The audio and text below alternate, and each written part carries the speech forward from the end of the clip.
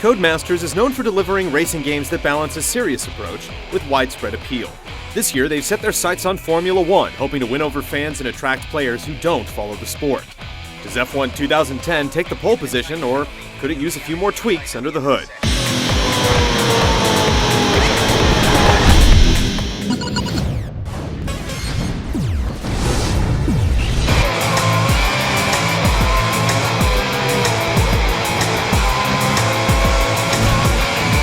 Your career in F1 2010 begins with a short interview to personalize your experience and meet the press. As in Dirt 2, your trailer serves as central hub, allowing you to access game modes, check standings, and talk with your agent. You can choose to race for 3 to 7 seasons, each year following 19 races through the official 2010 schedule, with locations in Malaysia, Istanbul, and Monte Carlo.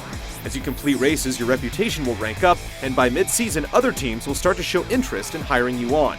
Outperforming expectations can also raise you to team leader, allowing you to set the R&D path for vehicle upgrades. How you choose to answer press interviews can upset your organization or attract interest from other teams, but the interactions themselves are pretty dry. A fantastic first place finish. Your teammate must be starting to fear for his seniority within the team. Each event consists of practice and qualifying rounds before the race, and depending on which team you drive for, you'll have different goals to satisfy. On some practice rounds, you'll also test out new upgrades by challenging specified lap times. In each race, you can choose to go for full runs lasting 60 to 70 laps, or shortened sessions that are still 10 laps or more. If you want a break from the career, you can quickly set up custom Grand Prix series, attempt time trials, or hop online. In addition to custom setups, multiplayer includes 4 options for general play. Sprints are quick 3-lap races, throwing you straight into the competition without extra time to learn a course. Pole position puts you into sessions to set up fast lap times. Endurance tests you in races at 20% of full length, and Grand Prix features a 7-lap race with a 15-minute qualification.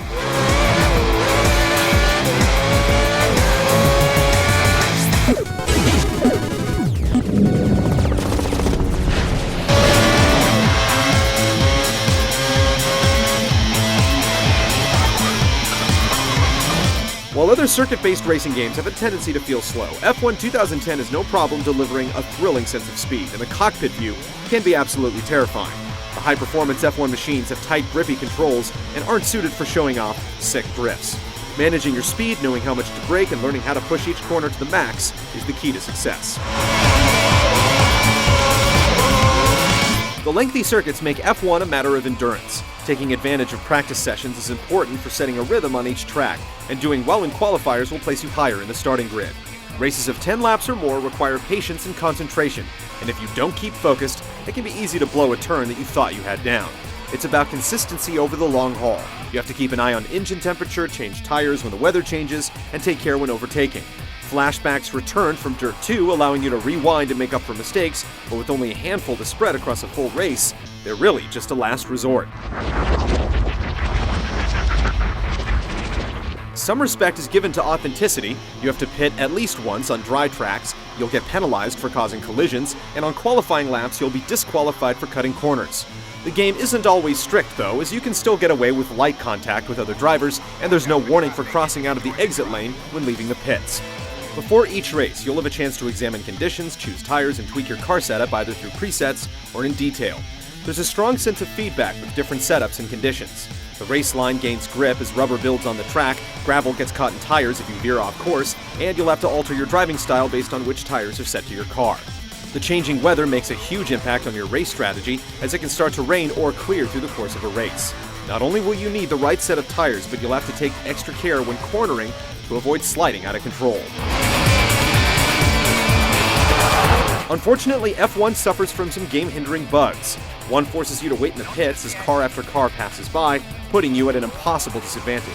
It can be easily avoided by changing the default pit lap, but it still results in hours of needless frustration for players who aren't aware of the jury-rigged fix.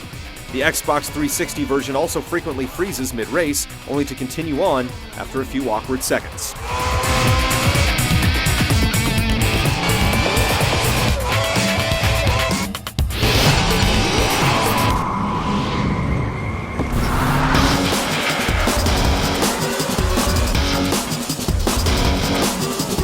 In the sunlight, F1 2010 looks good, but isn't as stunning as Dirt 2. The The star of the show is the weather.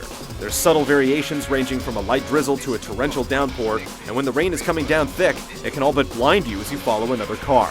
Droplets catch and roll in your helmet, and puddles well up on the track.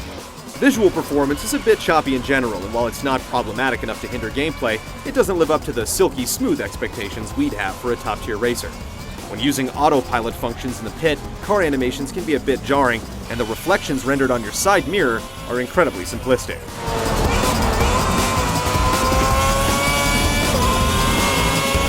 While there's some music during replays, audio is squarely focused on the sounds of the race. The feedback gained from hearing subtle changes in your engine can help you maintain a better sense of control, and the roar of competing cars keeps you well aware of their positions on the track.